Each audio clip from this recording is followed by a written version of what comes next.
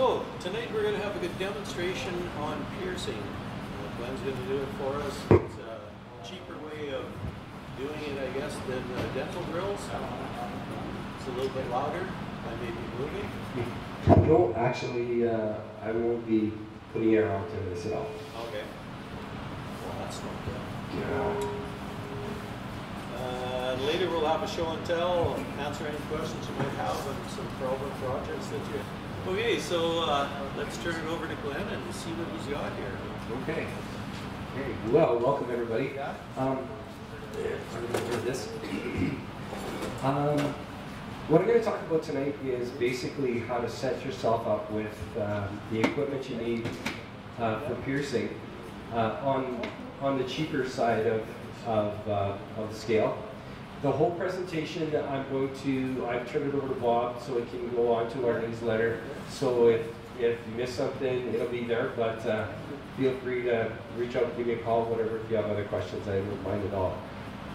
So before I start, well, one of the things I want to talk about is some of the resources. This DVD that we have here, for any of you that still have a DVD player that works in your house, this is one of the best piercing videos or all-around embellishment videos you're ever going to find, and that's Ben Folk. He's probably the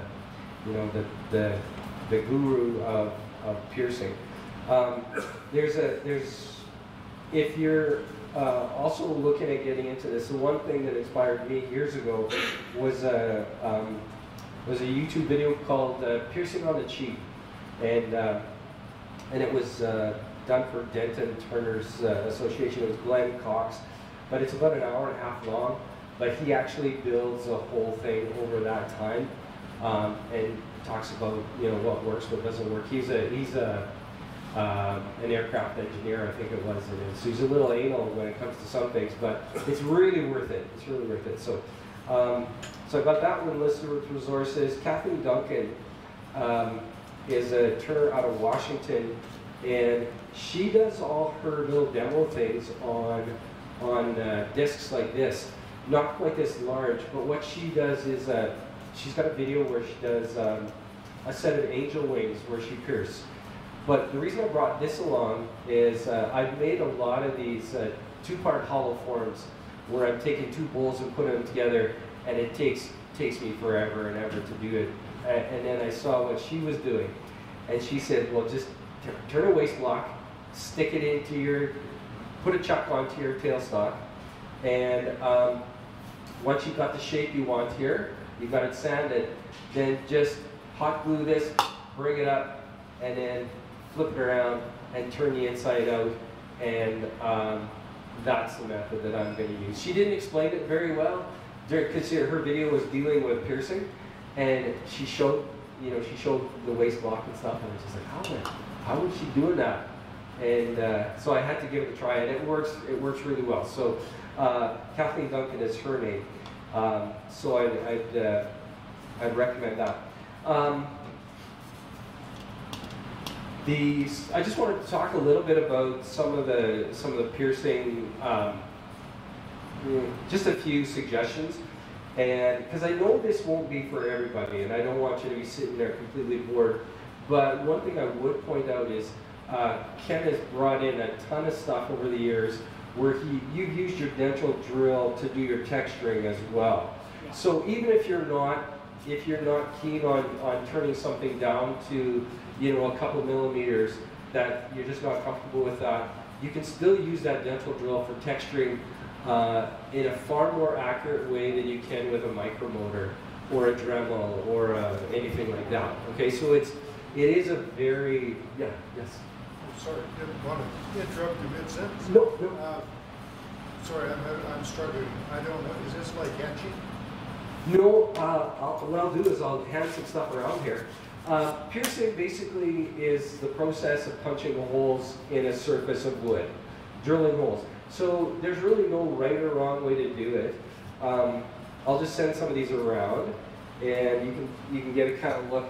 One thing I do recommend is starting on a flat, because a lot of us, you know, I've done stuff where I've turned down to piercing thickness down to 2 millimeters or 3/32 of an inch. Or Ken, what do you kind of go for, like for the wall thickness? I try and get kind of over 60 up to, in some situation, at 8. Okay, yeah. But usually, if I can just get over the 60, it's best. Yeah. Quite often, if you turn it any thinner, I find it'll wrinkle. It isn't structurally strong enough to support itself in the drying process. Right. Yeah, that's where Ken and I differ. Like I don't do any green stuff anymore. So Ken's turning green, and then yeah, when it gets too thin, it will start to yeah, work. especially unless you pick up big birch, then you get the nicest wood because it's very white and very few knots. Right. Because any knot will distort in some shape or form.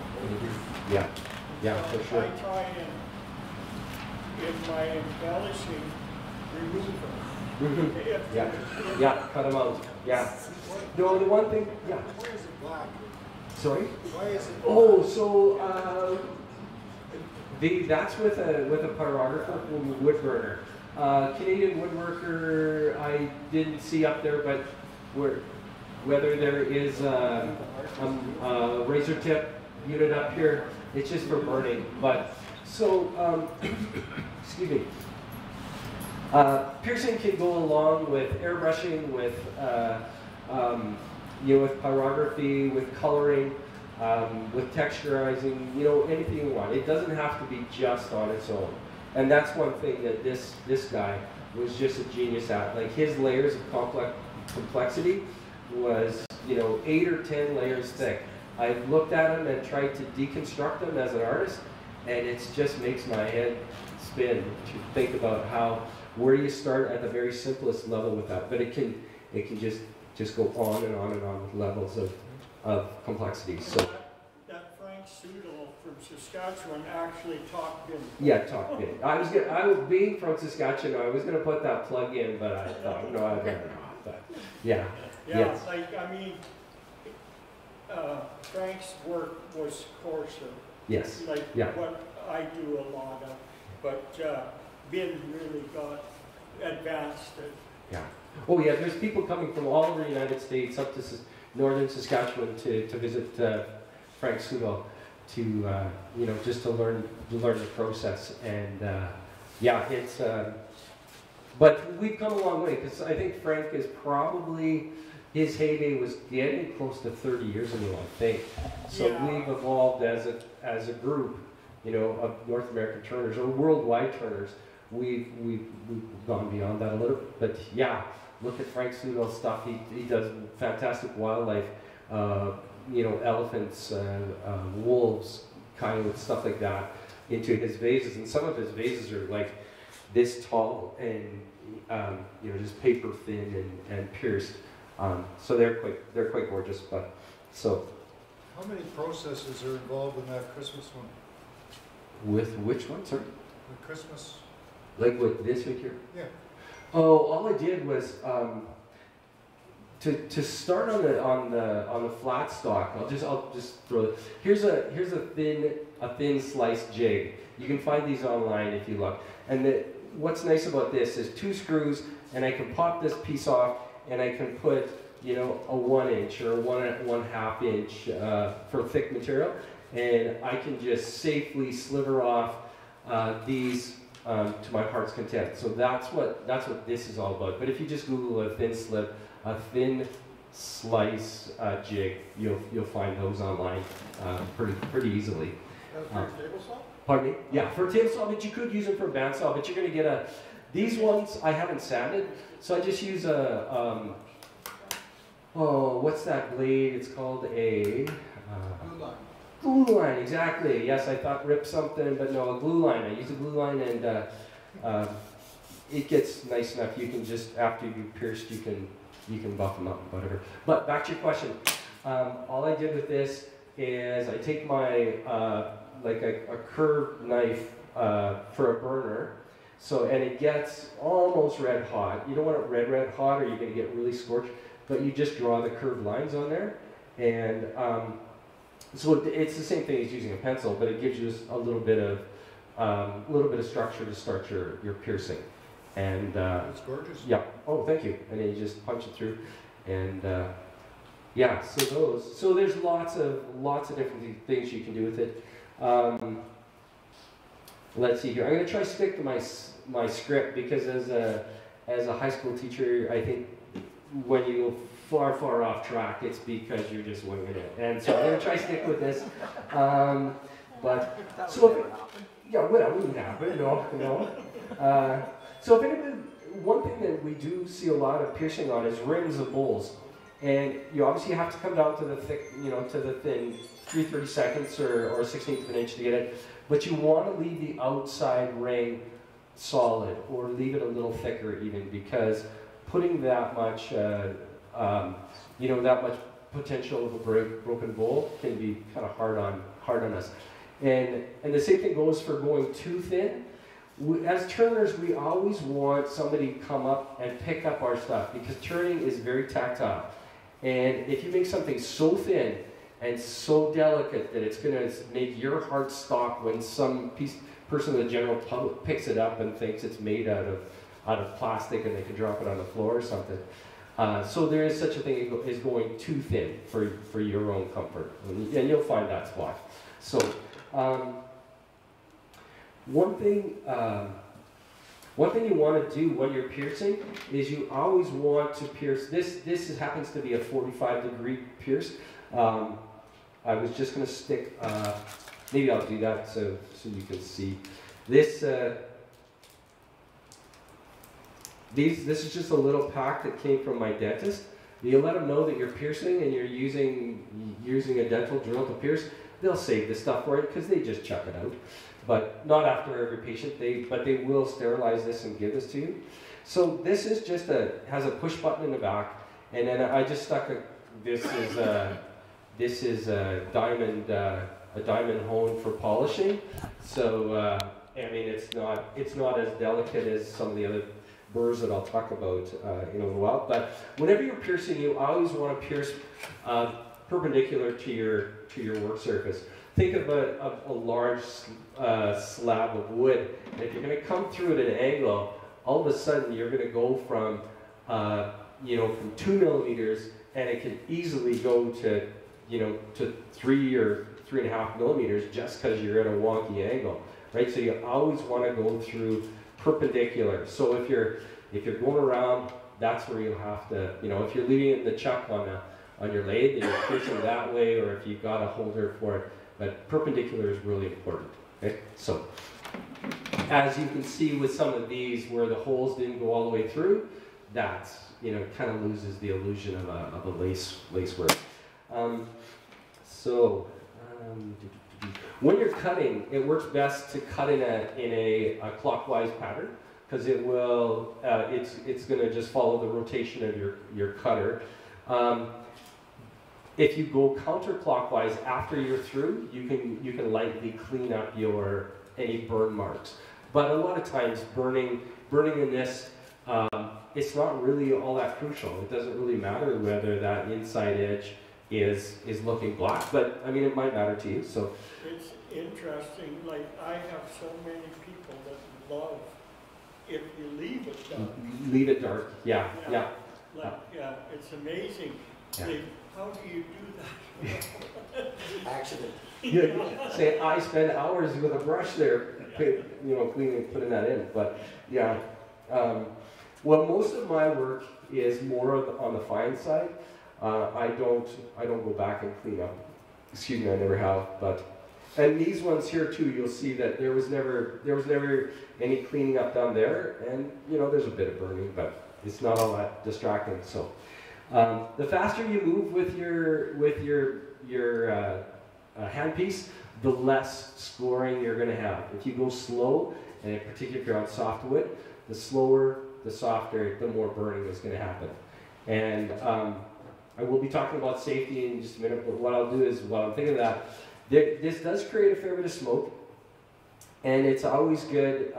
Razor Tip out of good old Saskatchewan sells a vacuum or an air cleaner that has a filter on it, and I just pump that right out of my shop, so it's not circulating around or not being trying to be picked up by my ceiling dust collector, but I just get it right out of my shop. So yeah, we'll talk about some of the other safety things right away.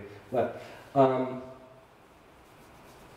laser printer photocopies can be transferred onto your work using a xylene fluid or a blending pen. You can get those pens at Delta Art, no problem. Or you can even buy the xylene. I think Canadian Tire sells it, but it's quite a strong thing. But basically, you just wet your surface, wet your paper. It's an alcohol, and you just put it down there, and it just steals the ink from the paper and just puts it onto your wood.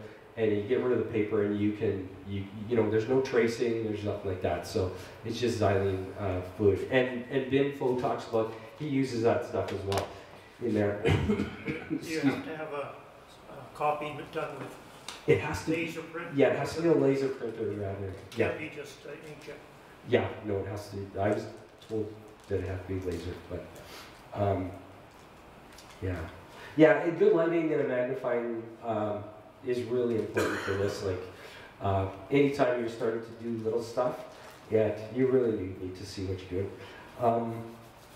When you're doing something along this line, I'll hold it up here, that if you're doing a bigger piece and you know that this is going to take you hours and hours of punching holes in this thing, to keep your idea of randomness going, do 5 or 6 holes that are equal size, but all over your piece. Like drop them all over, and then make a conscious effort to change that size, a little bit bigger, a little bit smaller, change the shape a little bit, and punch 5 more holes all around.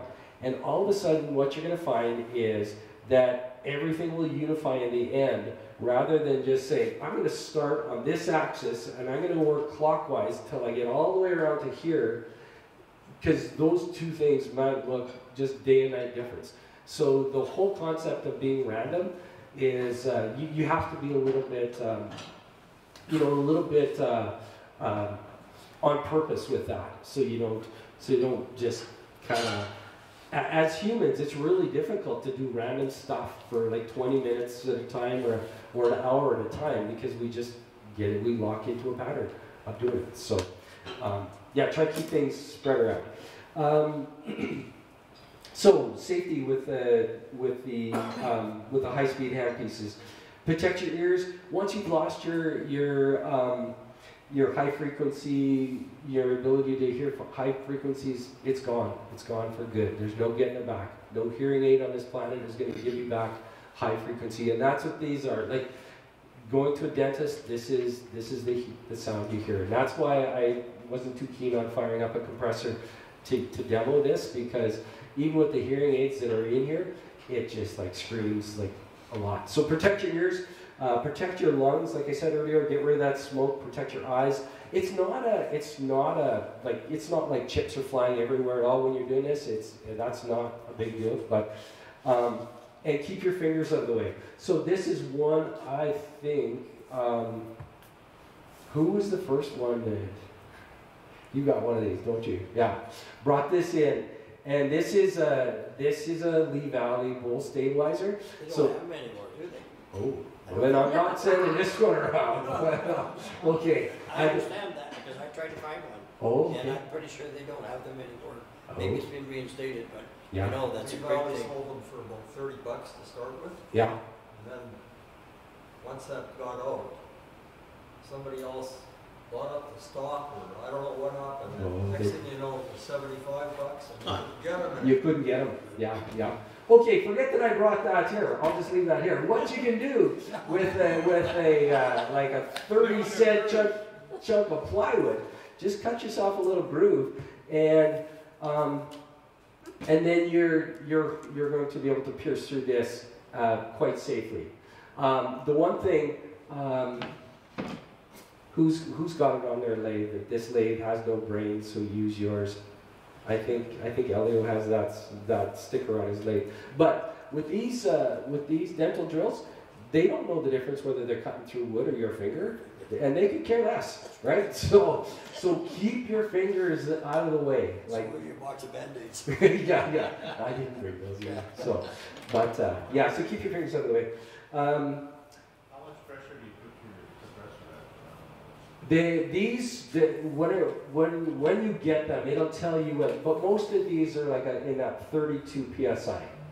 But I'll talk about that. It's not a lot of pressure. Yeah, 32 to 40. Yep, 40's no good, kid. Sorry, not with these. No, because well, I'll talk about that. I don't need to argue with you here, but yeah, we want to. An over-speeded tool will overheat, and as soon as it overheats, these have ceramic bearings, and I'll talk about when you're doing a search. A ceramic bearing, you don't want a steel bearing because you have to lubricate that every 20 minutes, and you don't want oil blown onto your workpiece. Like, just stay away from that.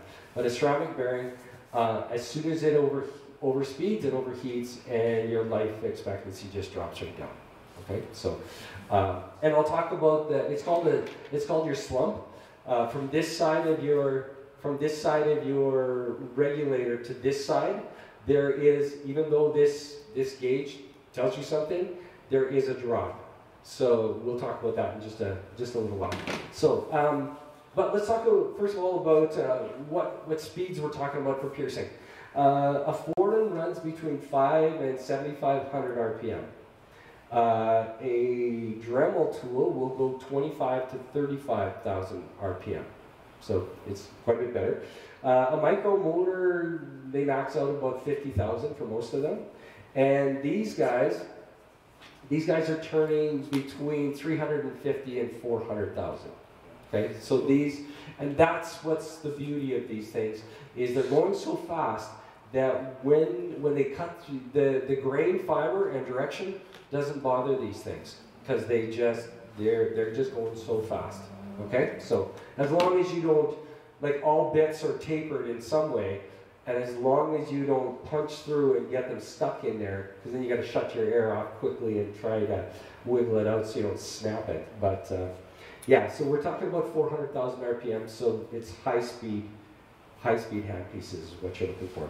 And where do you buy that dental one? I'll talk about that right away. Yeah, I'll get there right away. Next page. Next page, yes. So before I do that, there is a Cadillac of piercing, and if you go online and start watching piercing videos, it's NSK is the manufacturer. They're a Japanese dental handpiece maker, and it is the Cadillac. It's called the Prestone 2 right now, and it goes. I called Martinsville, and he's got one of the kits left, and it's like $950 with the kit and the bits. And the kit, what it does, it gives you a nice fancy stand that your regulator goes in. Your toggle switch is not just hanging in midair. It's where you want it all the time. And the Prestone 2 is a little bit bigger. It's a little bit about the size of a cigar, I guess you'd say. About the length of this pen, maybe a little longer. But it's a pen style, so it's straight up and down. Okay, and that's kind of the Cadillac of them. But there is some major advantages to this, because this has an LED light on it, and it's really, really nice to use. But And you can buy 50 of them for the price of one of these. we'll get to the pricing in a little. Yeah. So the advantage, though, to the NSK is that if you burn out your here's a turbine. I'll send that around. But if you burn out your turbine in the NSK, you can find that online. Treeline USA has the kits as well. They're about $250 or $300 American for the turbine, so they're not cheap. That turbine right there was probably in the neighborhood of $12 or $15, and they're like, I don't know if it's going to fit anything I've got, but I can at least say I've got the turbine. So That's There's all an that outfit counts. in, I think it's Vernon, BC, that has them too for the Presto too. For the Presto, yeah. And they actually do make a Presto and Aqua for anybody who wants that water polish finish on their woodworking. I was asking Cam, why the hell would anybody want water with their, he says, oh, that's for people working with stone or metal. So, okay, yeah, I just wasn't thinking outside the box. So, yeah, they're called Aqua. So, what do we need for this? We need an air compressor, and it doesn't have to be much of an air compressor. 2 cubic feet per minute at 35 psi. Not even, because usually they're rated at quite a bit higher than that. I think they're more normally at 65 psi. They'll give the cubic feet per minute. So even those little pancake compressors will do it. The smaller your compressor, the quicker it's going to kick in and kick out. Okay, but it doesn't take a lot of air to run these things. So you're going to need a regulator and a filter dryer. Yeah, and we'll talk a little bit more about those. You'll need a handpiece. There's 2 different types of hoses you need, a toggle switch, and you need the burrs, and a brass for cleaning your burrs.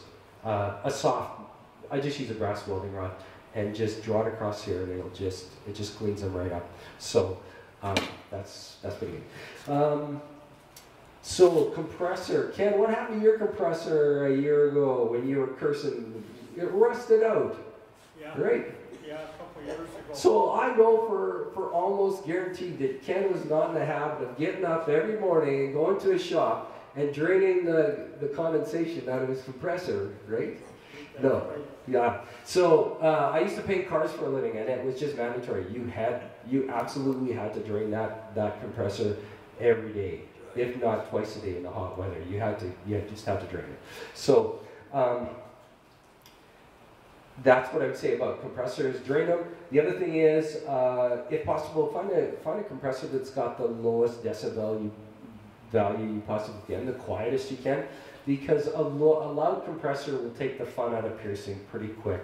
You know, unless you can hide it away and run your hoses, that's fine too. But a quiet compressor is important. So regulator and filter and a low PSI gauge. Most of these, for example, this one, it just happens to going to be over there in a short time. This is a brand new setup. That this one comes with a gauge that runs from 0 to 200 psi. Well, we're talking about messing around with 32, 36 in that range. And you'll never get the accuracy you need out of those. So that's the first thing you want to do if you're going to get one from Princess Auto, is make sure you get a 60 psi, 0 to 60 gauge. Okay, you need that. And if you on a regulator, the ones with the ceramic are quite a bit more efficient than the brass filters. Okay, so the white ceramic is much better. Okay, so I was talking about the slump or the drop of a regulator. This one, excuse me, drops. Many of them will drop between 4 and 5 psi from one side to the other. And the way to do that is you need a second gauge like this, that you'll know where the pressure is right here, but getting it to your handpiece right before you put your handpiece in there, you put the gauge in there, and you'll see what the drop is, because the friction that's in these lines drops your pressure. So I know that mine drops 4 psi. So to get that, And that's why I set it at 40. 40, and you're comfortable coming down to 36. Yeah, these. Yeah, I think one. Oh, it's tucked away. I was writing the PSI on them, but yeah, just my only advice is don't overspeed them. Like you'll find out what's going to work for you. But oh, and another thing, avoid a valve type flow regulator. Okay, so it's like a ball valve that when you open it, you can blow right through it. And then you switch it and it's locked.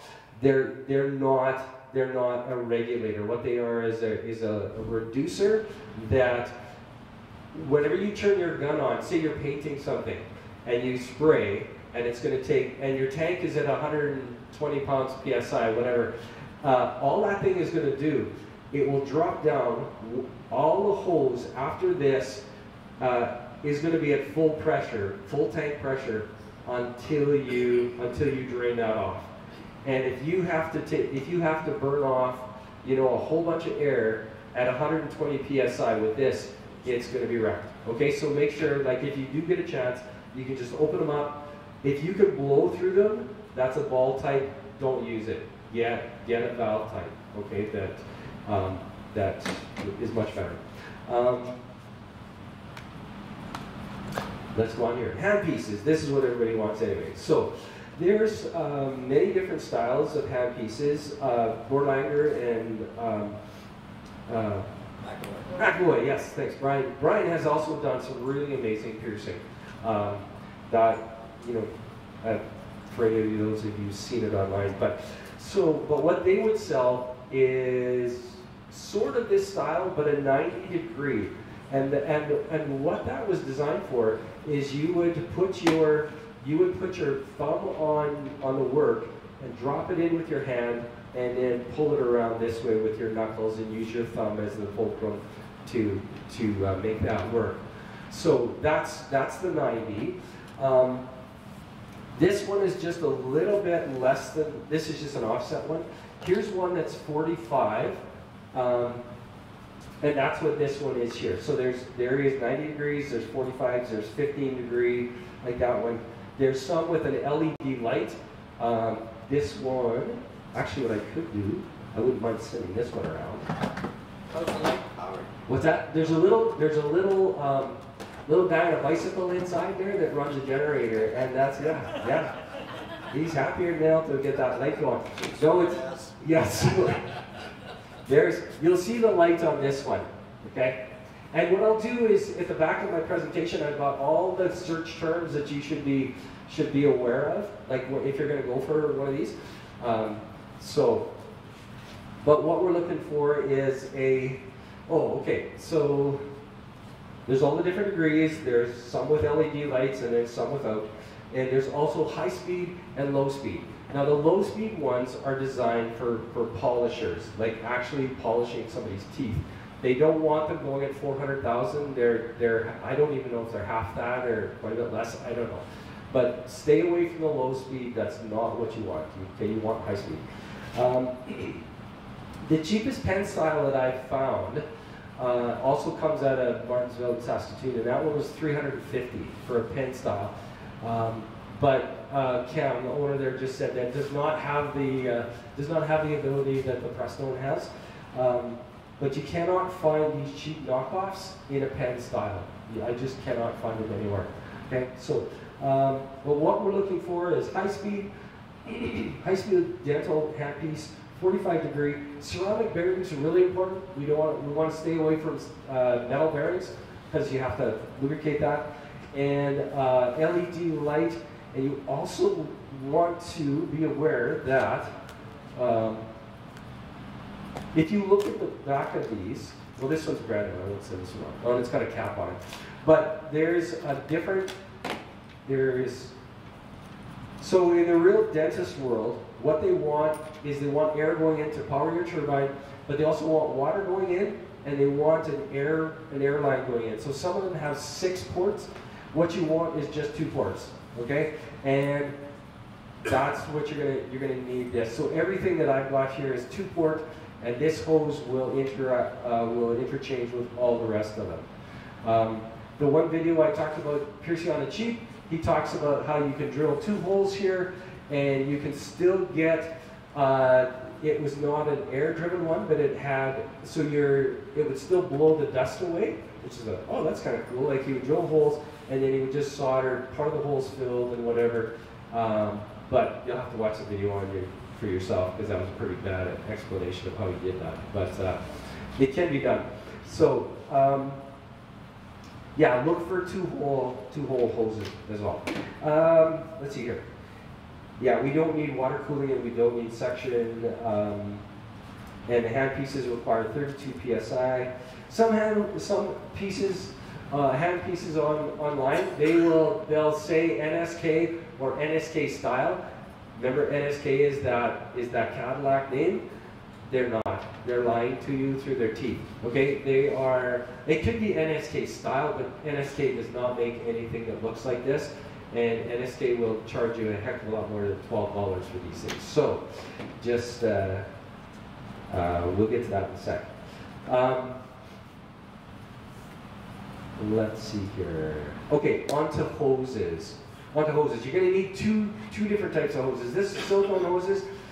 This one just has a standard barb fitting on it, but the other ones here have, I'm not going to take it apart, but it's a friction fit connector here that you just pull the collar back and that pulls apart anytime you want to take this apart. But you're going to need some connectors here. It doesn't matter if you use the barb fittings. So that's the first chunk of hose you need, and that's it'll be in the handout too or online. That's just 1/4-inch silicone. The other one you need, this green line actually comes in this gray sleeve, and because this is a 2 line, I actually just cut off the second line because I didn't need it. So there was a second hose going through here, and I didn't need the big protector thing that they need in the dental office. I didn't need that either, so I just cut that off. Okay, so that's the two hoses, and when we get to your search words, I'll tell you about that. An off-on switch. Because this thing is turning at 400,000 RPM and you're going to have to set it down fairly often, I really would discourage, this is probably the most important piece of equipment in this whole setup, is this toggle switch. Because it's an immediate off-on, and it's super easy to get to. Instead of the old, like most of your air compressors probably have a PET valve on the bottom that you turn it, and it's really, really quite awkward. Because to have that here, to shut it off, because you'll have to shut it off every time you set it down. You don't want to set this thing, turning at 400,000 RPM with it running. So that toggle switch is, and I'll go over prices here right away. I'm not trying to be elusive with that. But yeah, don't cheap out on the toggle switch because it is like $6 or something like that. So burrs. There's 1,000 different types of burrs on the market.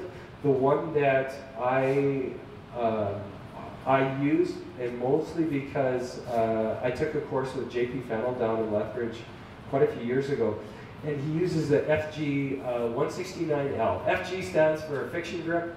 169 is just the taper on it, and L just stands for the long one because they make them shorter. Okay, but that too is going to be in the handout. If you find single cut burrs, they just have a single flute in them, like a drill bit, and no extra razzle dazzle on it. That's going to give you the cleanest cut, just a single cut burr. Okay, and they do break occasionally, so if you're going to get into this, I would say it's good to have a few on hand. Right? You don't need tons of them. And as I said earlier, just cleaning this with a soft, just while it's running, you just drag it across there a couple of times and it'll clean it right up. So, Ken, what do you use for your cleaning? I've done that, and I found that I use, you can buy little brass brushes. Oh yes, and right. Yeah. And it works real good. It cleans them up fast. Yeah. Yeah. One of the presenters I was listening to, he actually claimed that it sharpened them using a brass in it. And yeah, I don't know how the heck that works, but like just. I even tried, say, 220 sandpaper. Yeah.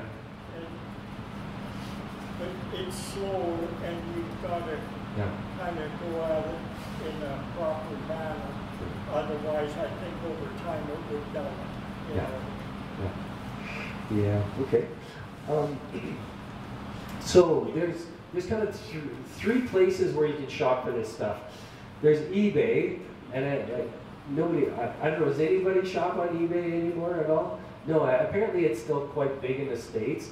But the best place is called AliExpress, and that's A-L-I Express, and that is China's version of Amazon.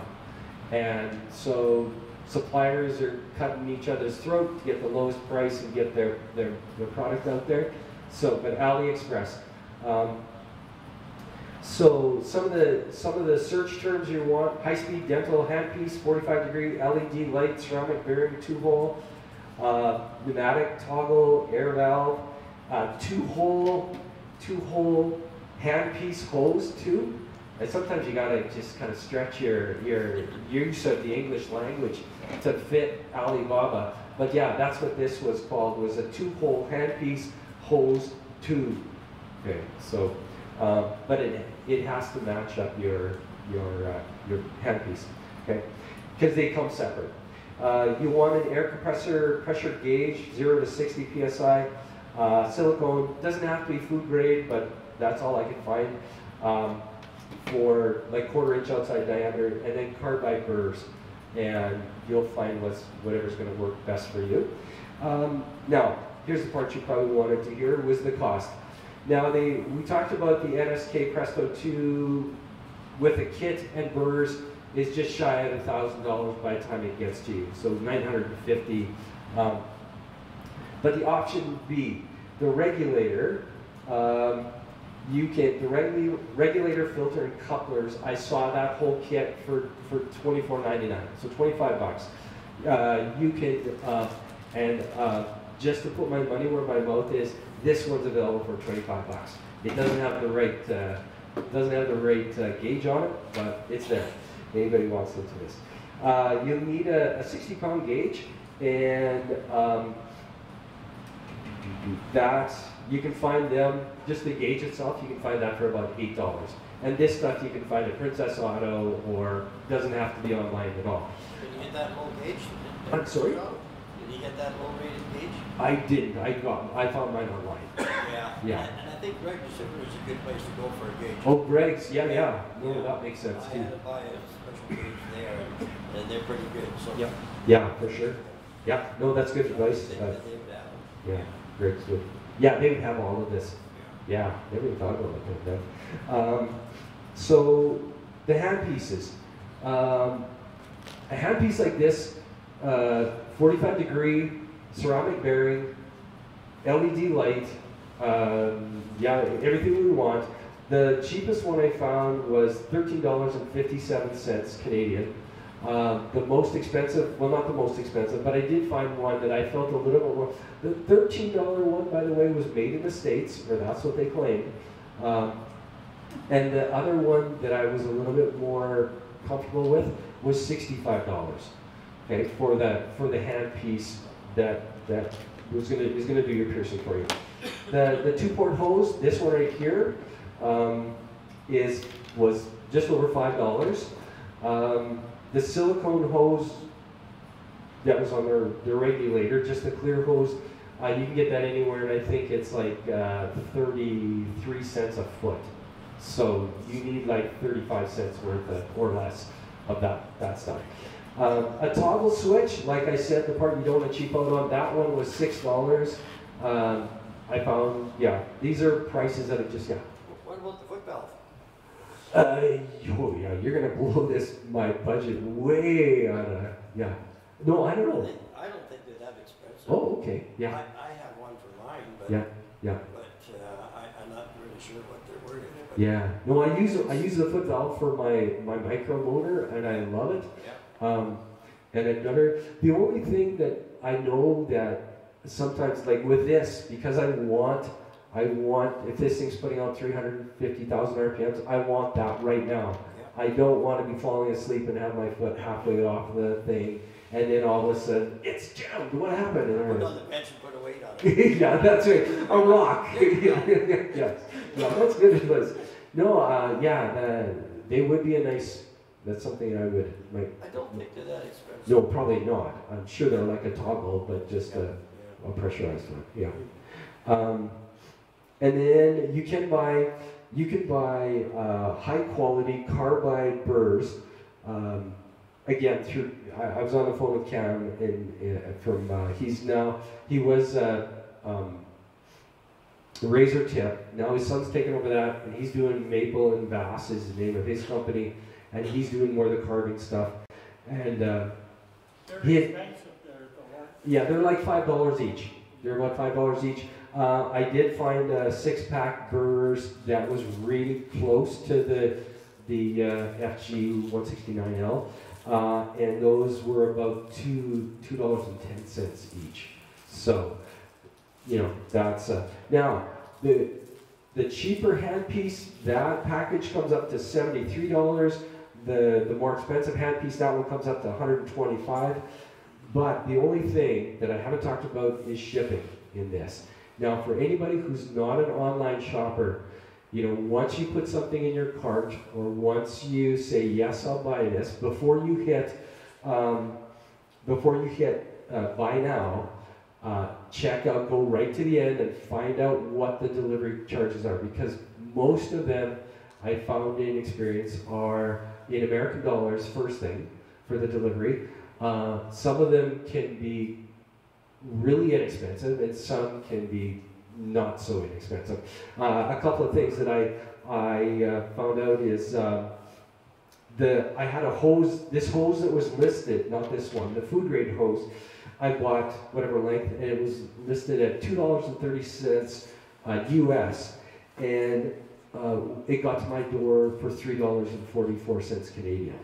You know, so it was like, how in the world did that even happen? I don't know how that did.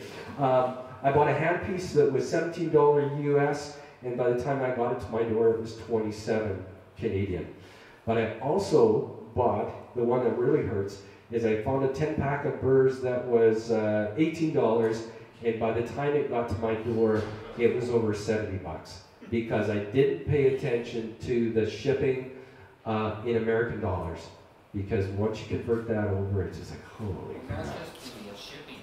I bought stuff from Craft Supplies, Well, and when it got to the border and got to my place, yeah, I had to pay for a brokerage fee.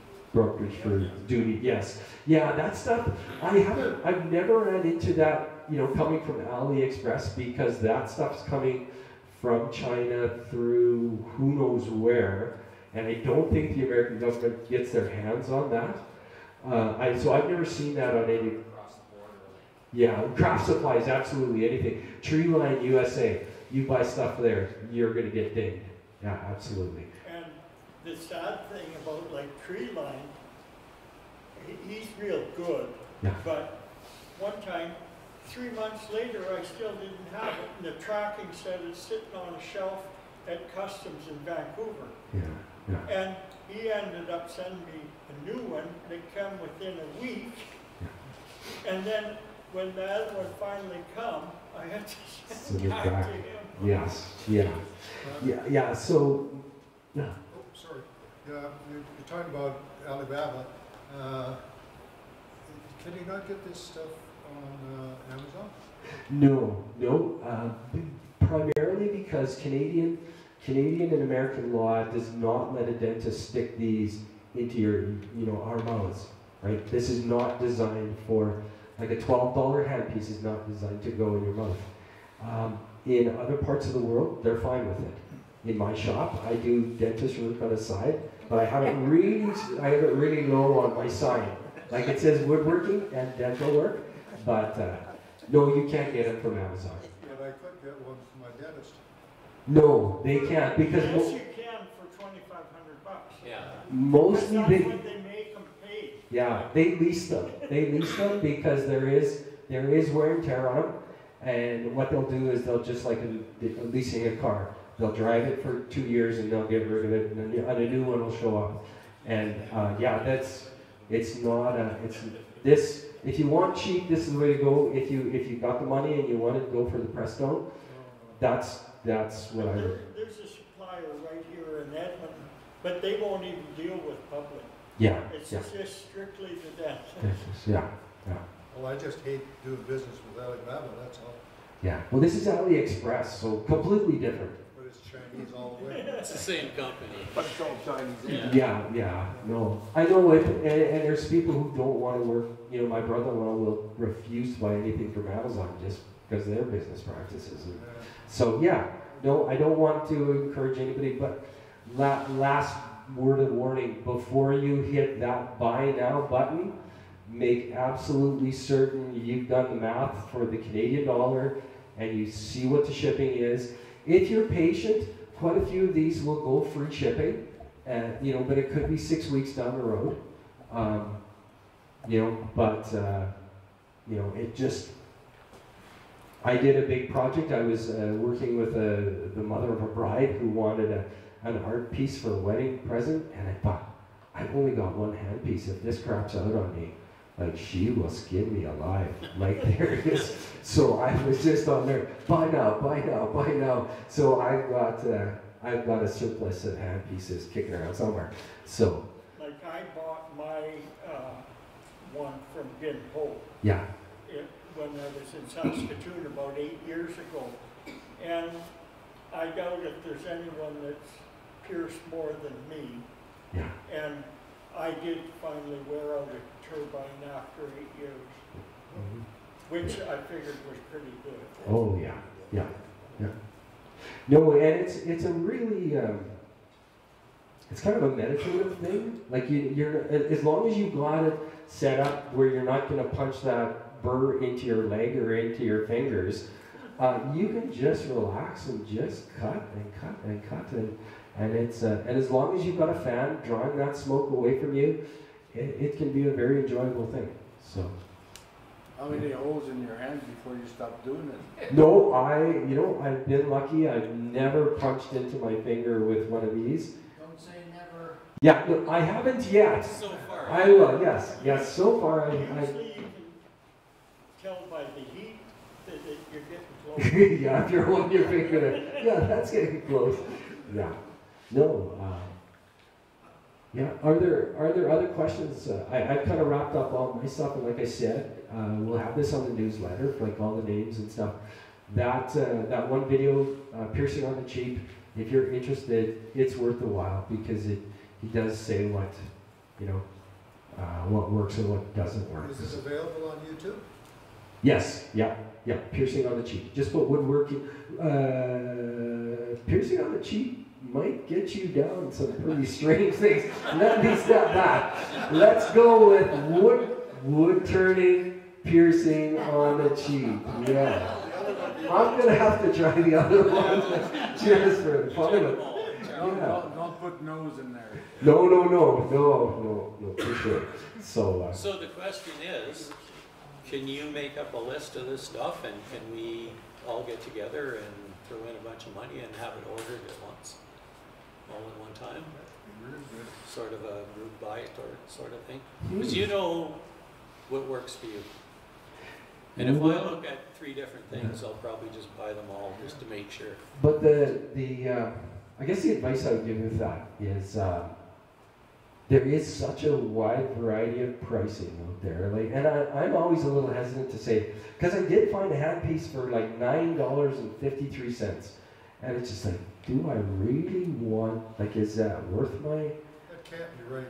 No, I mean, no. You'll get a handpiece for. No, I mean it can't be a quality that a dentist wouldn't use it. No. Stuff. No. So, but in here I have. If anybody is uncertain about, here's some searching. I'd be happy to leave my email and send me stuff, and I'll take a look at it and see what I think. I have no problem with that. I don't know if there'd be terribly much advantage of doing a big one. I'm more than happy to help out with it. But the search terms, that's what's really important. High speed, ceramic bearings, LED light, and if you want I really recommend the 40. I should just send this one around because you can see the light on it as well. I mean, it's not working, but you can. When you get stuff from AliExpress, each vendor charges you shipping, right? So it doesn't matter if you buy 1 or you buy 20 of them. 20 Right. might be slightly more, Yeah. but if you had, I think everybody would save money. Well, I like your idea. I'm definitely on. And for you to just say, okay, this is what I would buy, Yeah, and yes, I would buy a more expensive pen. Yeah. yeah, And Do you want the it or $9 don't one or you? the $30 And yeah, I'm on, and yeah. I don't have to deal with that. Yeah, yeah. No, we can definitely, Because you can look up the search term, but you still don't know. I don't know. yeah, so you put in those search terms, like those 6 search terms, and you're still gonna get a whole bunch of things that don't fit under that search at all. And it does take some time to you know, find You would it. know who's more reputable. Yeah, I would, hey, hazard to say that I would have any insight on that. But, Is this, The shape of this, the taper of that, do you find your hand slips down? no, I don't. No, because you're very much just because it's coming in at a 45, Yeah. you're up and down with this. Okay, you're not Right, pushing straight yeah. on it. And the one thing that some people online said, because there is compressed air coming through there, that does get cold on the end. Like even the people using the Presto say that it does get cold, so they'll wrap it with you know, whatever material. But Yeah, or you can get those, like for wood burning, you can get those sleeves of foam, Yeah. right. which protect from heat, but you can get them for a bigger item to put on there if you want. Yeah, is this how you hold this baby? yeah, pretty much like a pen. Yeah, and you'll see when you know when the light is on there, it gives you a really good view of what's going on. Very comfortable, Yeah. 45 degree one. No, and I've got a couple of extra like that. If anybody was in a you know, want to try, like that's Well, I'd like to try it. yeah. Know that. But, you know, like, think about it, you know, maybe if a whole bunch of people wanted to Yeah. do it, or, Yeah. you know, I'm sure you get probably 10 or 20 people who would be interested in I'm giving it a definitely whirl. on. Yeah. And Yeah. I could put in a search term, and like you say, you get Well, 10 hits on it, but I wouldn't know it. well, what I could do is Just put I together, could put together a package. put together Yeah. a couple of different packages. Well, or just one package. Yeah, Make yeah. it easy on you, right? Yeah. And just say, if you want, it's $110 and this is what you get. And if you want something else, order it yourself. Yeah. No, I would have no problem putting the package together because basically, for the presentation that Bob's got, I did that. I checked the current prices of everything because my stuff, the one that's just going around there, that one's like 6 years old that I've been using. So I didn't want to go with those prices to see what they were doing. Well, But basically, we need what you got on the table at least. yeah, it's basically the regular and the hoses. Yeah, it's pretty simple. Yeah. So. Len, that fella in Lethbridge, do you remember what you paid for those L69 or 70s? From JP Pedal, I don't have that on hand.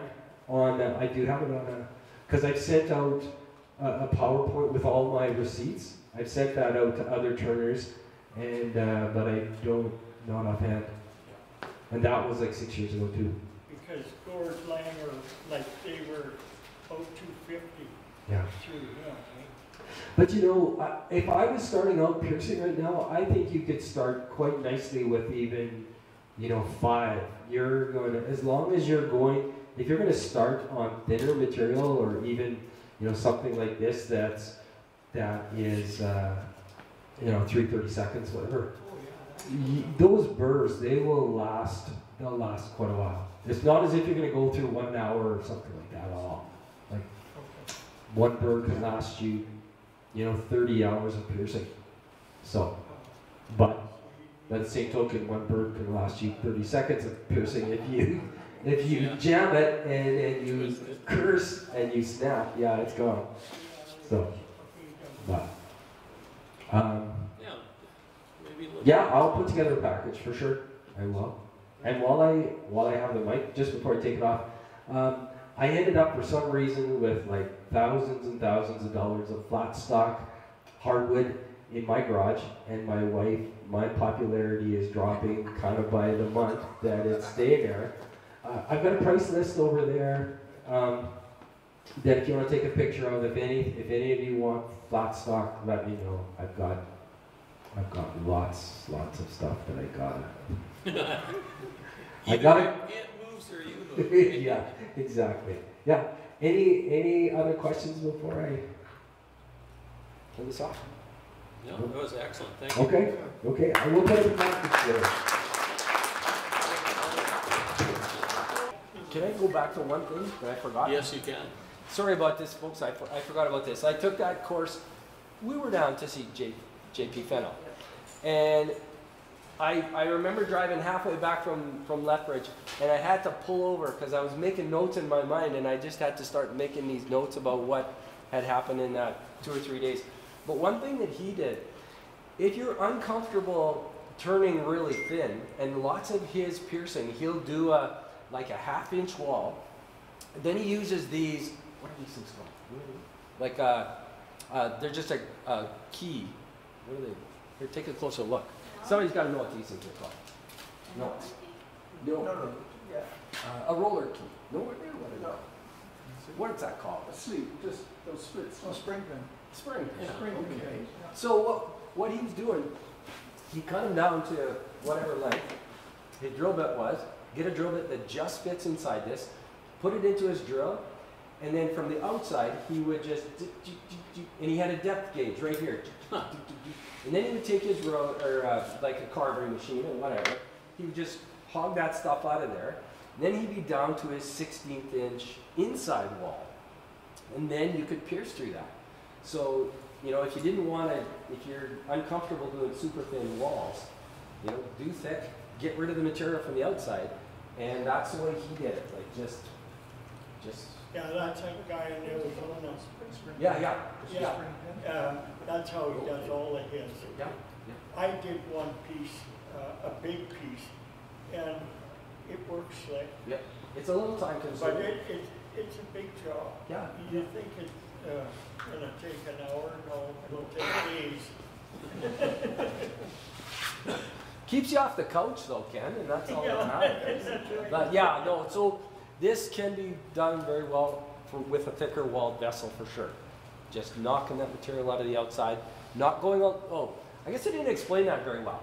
So you got a 1/2-inch wall, and then what you do is you run this out 7/16, and then you just start punching holes that are 7/16 inch deep, and then get rid of the excess there, and you're left with a 1/16 wall that you can pierce really easy, right? So it was kind of a mind-opening thing that you can pierce the inside without having to have a super thin wall, and you've got structure to your vessel that, you know, somebody from the general public picks it up. They're not gonna. I mean, they can still stick their thumb through it, but they're not gonna wreck it. So. Yeah. Okay, I'm done. Thanks, Glenn. Turn the chairs around. Yeah, much easier. A couple months ago, I did a demonstration on making candles, and Closer. want me to chew on it? Yeah. Maybe turn it up a little bit? Okay. Anyway, so I was making candles, and to date I've made about 120 of those candles. I've donated a whole bunch to different charitable organizations and hospitals and stuff. But since then, I was on Lancaster Woodturners Coffee Hour, and Mike Peace was talking about making little lanterns. I couldn't resist the challenge, so I made some just exactly like he did. Solid block of wood, drill 4 holes in it before you put it on the lathe and turn it. You have to be really after it with the side holes so that they line up perfectly with the center line, or else the little legs are a different thickness. This one's not bad. But what I found on mine, I put a mirror in the very, very top. So thinking that it would reflect a little bit of the light back down and make it brighter hanging on a tree. And it did. So to make it even better, I couldn't find any place to sign this one with my little laser engraver. So on my next event, I didn't even engrave this one, but I only drilled 3 holes. And what we found when we put this on the tree, with only 3 holes, we were getting more light out of the lantern. you can see it better. Plus, I have the room on the back to put my laser engraved logo. Right? So I needed a place to put my logo, so by having a wall, I can do that. Plus, it gave more light reflecting off the back wall, which just on a tree, it made it look kind of nice, because with 4 holes, it didn't reflect, the light was just there. So this one I made out of Carragana just to try it. The pith on here is almost rotten, which didn't matter because most of it came out. But it was a bit of a bitch to get it to this stage. And this one here is just a little tree ornament that I made. Anyway, this is my latest rage on these is I never make one of anything. They're like popcorn. To date, I've made 19. But I bought 100 lamps. So I'm thinking my 2024 Christmas ornament might be a little lantern. And that's it for me. Looks really good, Bert. Thanks.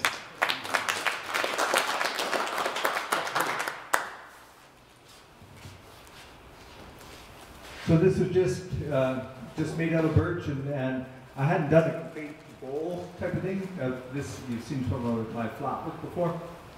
And I had the pattern made, and there were supposed to be about 5 different colors, and then all of a sudden, you just kind of, oh, that looks pretty good, and then you improvise, and then all of a sudden there was a big space here, so, well, if I put this in and that, and so it's been in my house, and people come in, and they, oh, that looks pretty good, where'd you buy that? Yeah, no, in the shop. So that always makes you feel good when they go, where'd you buy that? Right, so, anyway, there you go. What process are you using for that? Sorry, I'm not...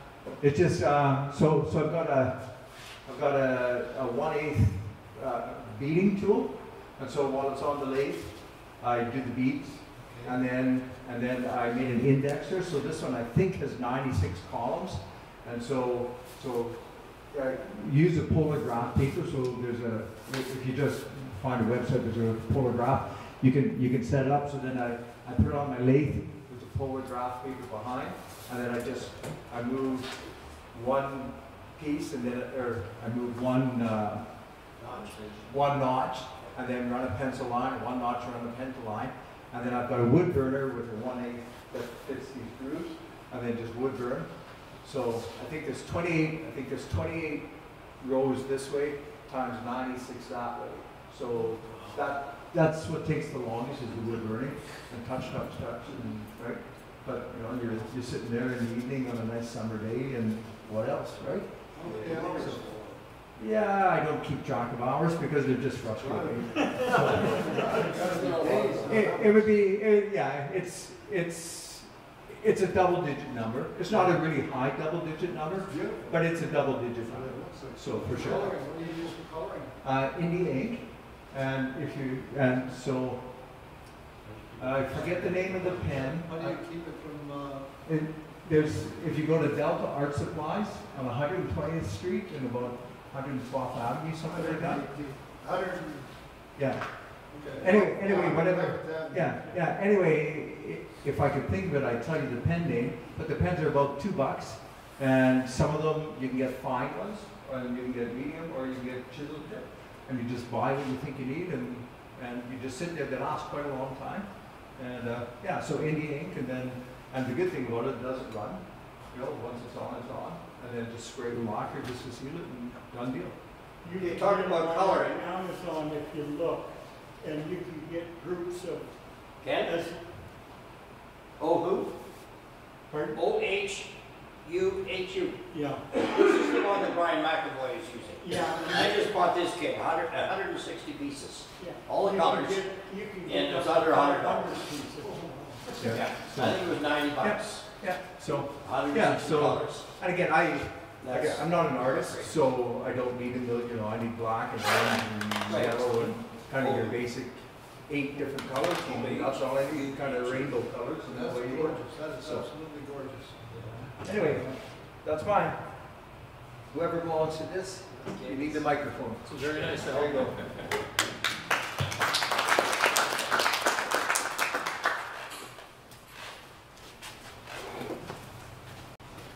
Yeah, the piece he picked up is a piece of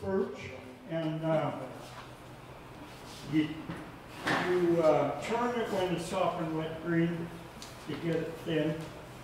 Otherwise, your tool chatters too much and you can run into problems. And as far as the colors, I used a product called interference paint. The only thing it'll show up on is black. So I had to paint all these things black first. And then when you put it on, it'll show up. If you put it on the white, you won't see it. You can get it at Delta or any of the art stores. There's only 4 colors available. The green, the blue, the red, and then there's orange, but I don't care for the look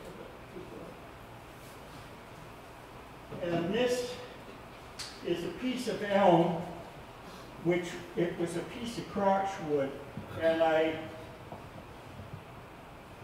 the bark, it means it was cut in the summertime, the bark come off, but I used that as my top rather than doing it the opposite and having this the top. And then I recessed this and added some color just for a different look. Very nice done. This is, That's mine. yeah, that's, Thank you, Ken.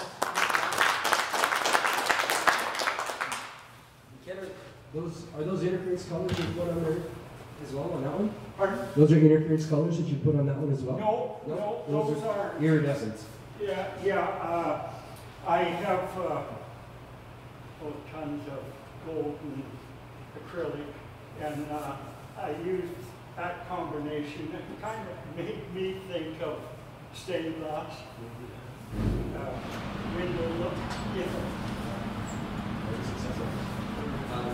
Yeah, with my piece, I jumped to Lloydminster and visited Elio, I think it was in October, and we started, he's got so many Christmas ornaments kicking around that he's probably, I've never seen anybody who's done better videos than him. Like, he's right up there with Sydney Drozda.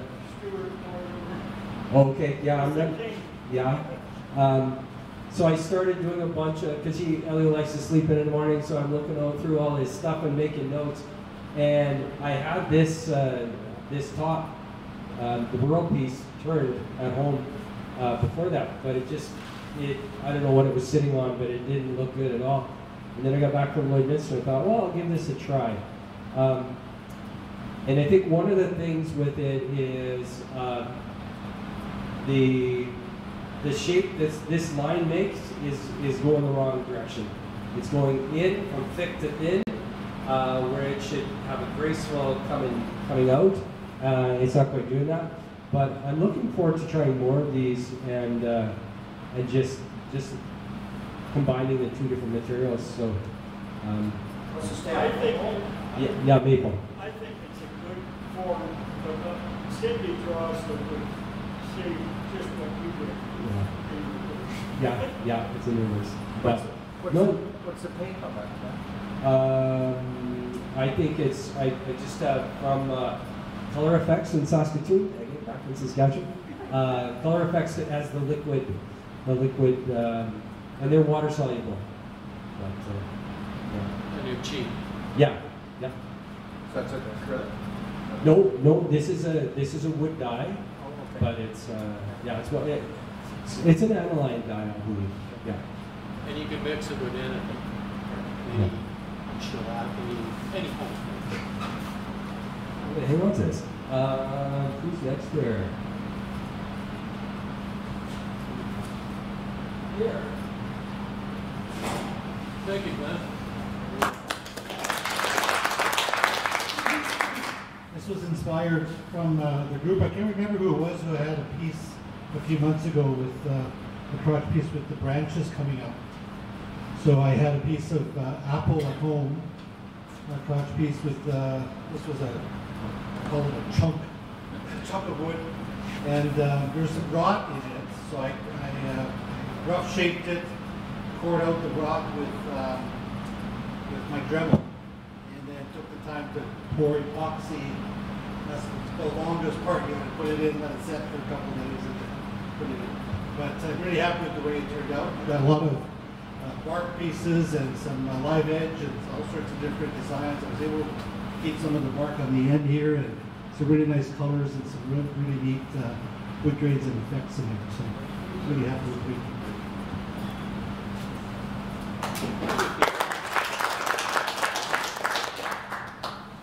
This ornament.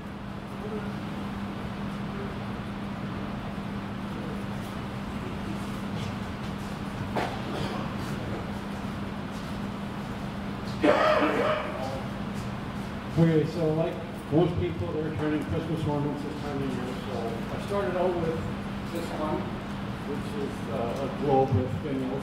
This is redwood burl. I only have this one small piece, so we went into one. I don't want to keep going, so I ended up just making hook icicles. These are pin blanks, and then this is just a piece of earth art. Thanks, Stuart.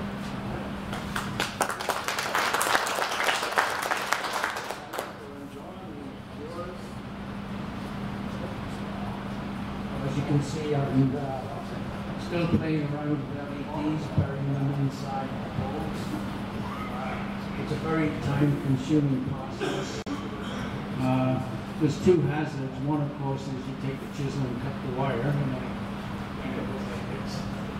The other one is in pouring the epoxy, you can only make it in small amounts because you can't obviously do the whole thing. So it literally takes a couple of weeks to pour the whole thing. And you're mixing such a small quantity that your 2-to-1 ratio can get thrown out a little bit. So it takes a little longer to cure. I think I've mentioned before, I have a in-car heater attached to the thermostat, and I throw it in my kitchen oven so that it works that way. And about 28 degrees does it pretty well. And I mentioned, I think, an earlier meeting, making wig stands. I've always wondered, what do they do when they don't need the wig stand anymore? So I started figuring out, okay, I'm going to make it so the wig stand can be converted into a candle holder afterwards. And I got involved with burying LEDs in and all kinds of crazy things. And then I had a revelation, and I said, well, why don't I make something that's a candle holder that can be used as a wig stand? So I reversed the whole idea. So that's what these are. They can take a tea light, either the wax or the electronic ones, like the ones Bert has in there. And John's kindly offered to take them to Jeff for me. Jim, see you next with fuzzies. Ron. That's a great idea for the candle holder and the wig stand. That's really good. Thanks for bringing that in.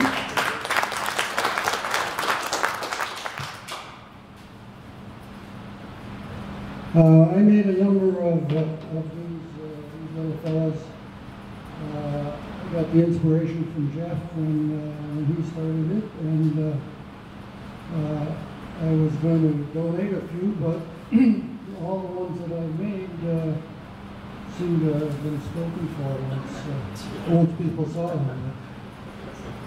But I have some leftover beard material if anybody's interested in making some and they don't have any. Feel free to take this because I'm not going to be making any more this year. So just help yourself, or it's probably going in the garbage can. Thanks, Ron.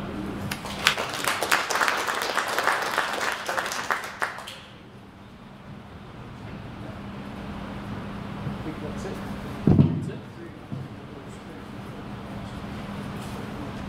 All right, so everybody have a good, safe, happy Merry Christmas and a Happy New Year. Look out for each other. Give us a hand, put the chairs away, and we'll be out.